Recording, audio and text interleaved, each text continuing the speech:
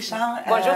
Est-ce que vous pourriez nous parler du concept de hybridité et pratique de création des jeunes? Juste introduire le concept déjà. C'est un concept déjà complexe. Il y a le concept d'hybridité et de pratique de création des jeunes. Donc, dans le concept d'hybridité, il s'agit de croisement d'éléments divers qui peuvent provenir de différents ensembles. Ça peut être des modes de représentation, ça peut être des ensembles, des disciplines, bon, différents éléments qui sont mis ensemble et qui vont générer de nouvelles formes. Alors ça, c'est la définition qui vient d'Édouard Molinet, qui a travaillé là-dessus. Mais moi, j'ajoute aussi les concepts de processus, c'est-à-dire que ça génère de nouveaux processus, ça génère aussi des nouvelles figures et des fonctions qui vont être différentes, parce qu'on combine des éléments qui proviennent de différentes sphères. Les pratiques de création des jeunes, ce sont vraiment les pratiques que les jeunes font situées en contexte, c'est-à-dire qu'on ne regarde pas juste ce que les jeunes produisent et créent, mais on regarde aussi dans quel contexte ça se situe de façon culturelle, sociale, même politique. Donc, il s'agit de combiner les deux, et c'est ça la particularité de ce concept-là qui est hybride lui-même. OK.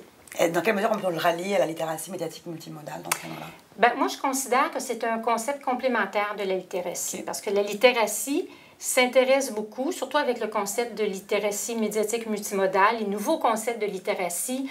On s'intéresse à toutes sortes de langages, pas seulement la lecture et l'écriture.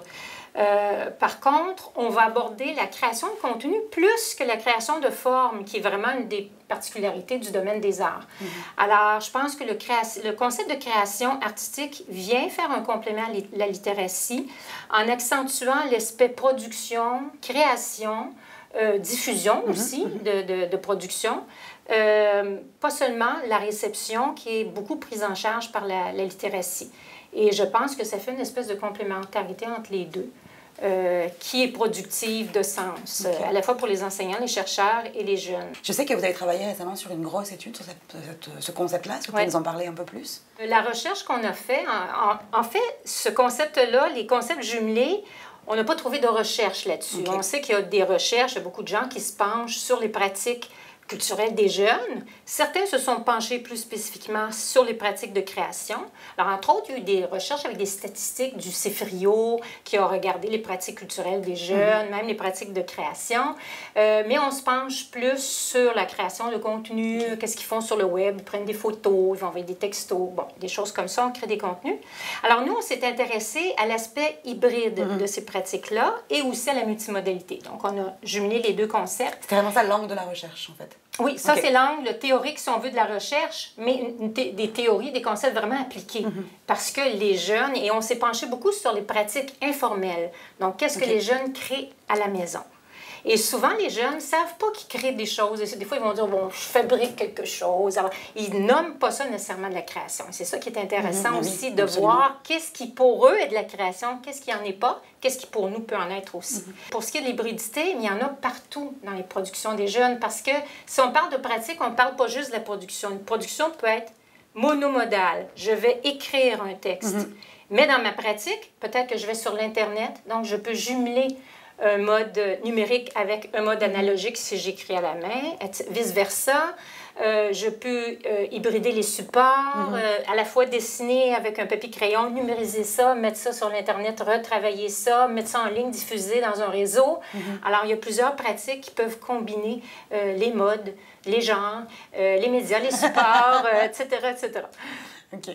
Puis, est-ce que c'est quoi les besoins aujourd'hui dans ce domaine-là? Quel type de recherche faudrait qu'on mène pour pousser encore plus loin la réflexion? Bien, je pense qu'il faut continuer à faire des recherches sur les pratiques culturelles et de création des jeunes parce qu'elles se transforment avec les supports, avec la technologie. Elles sont en complète transformation et on ne peut pas aujourd'hui considérer le numérique comme une simple technologie. C'est-à-dire que c'est aussi un mode de pratique, c'est un univers culturel, c'est un univers social, politique.